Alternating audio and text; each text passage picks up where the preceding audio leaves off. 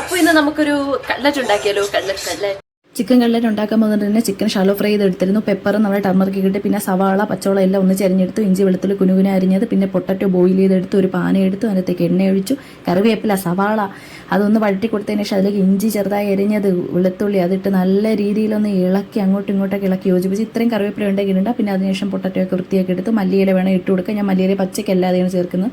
അപ്പോഴത്തേക്ക് മസാലകളെല്ലാം അതിനകത്ത് ചേർത്തെടുത്ത് കുരുമുളക് ചിക്കൻ പൊടിയെല്ലാം ഞാൻ ചേർക്കാറുണ്ട്. ഉപ്പിട്ട് കൊടുത്തു. പിന്നെ ഷ്രെഡ് ചെയ്ത് വെച്ചിരുന്ന പെപ്പർ നമ്മുടെ ചിക്കനെ എടുത്ത് അതിൻ്റെ അകത്തേക്ക് ഇട്ട് കൊടുക്കുക. നല്ല രീതിയിൽ ഷ്രെഡ് എടുക്കുക, നല്ല രീതിയിൽ അങ്ങോട്ടും ഇങ്ങോട്ടും ആക്കി ഇളക്കി എടുക്കുക. പിന്നെ അതിനുശേഷം പൊട്ടറ്റോ ഉടച്ച് വെച്ചിരിക്കുന്നത് ചേർക്കുക. പിന്നെ അതിന് കൈ തണുത്തതിന് ശേഷം കൈ കൊണ്ട് അങ്ങനെ ഇങ്ങനെ ആക്കി കൊടുക്കുക. ബ്രെഡ് ക്രംസ് ചൂടാക്കി എടുക്കുക പൊടിച്ചതിന് ശേഷം. അപ്പോൾ നല്ല രീതിയിൽ കിട്ടും.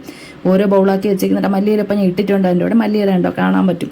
പച്ചക്ക് ചേർക്കുമ്പോൾ നല്ല രസമാണ്, രുചി കിട്ടുമ്പോൾ മുട്ടയിലൊന്ന് മുക്കുക, ബ്രെഡ് ക്രംസിൽ നല്ലപോലെ ഒന്ന് പൊതിഞ്ഞെടുക്കുക, 2-3 വട്ടം പൊതിഞ്ഞെടുക്കാം.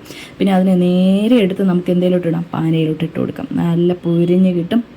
ഇതാ അതിൻ്റെ നിറം കണ്ട, നിറം പോലെ തന്നെ പൊന്നുമക്കളെ സൂപ്പറായിരുന്നു കഴിക്കാൻ. എളിയമ്മ രക്ഷയില്ല, ഞാൻ സൂപ്പറായിട്ട് കഴിച്ചു. അപ്പം നോമ്പ് തുറക്കി വേണ്ടി പിന്നെ ഞാൻ അല്ലാതെ പത്തിരി, ഇറച്ചി, പിന്നെ കുറച്ച് ഫ്രൂട്ട് സലാഡ് പെട്ടെന്ന് ഉണ്ടാക്കിയത് കേട്ടോ. ഫ്രൂട്ട് സലാഡ് അവിടെ ഇരുന്ന് ഐസ്ക്രീം ഉണ്ടായിരുന്നു, അപ്പോൾ എല്ലാം ഉണ്ടാക്കിയിട്ട്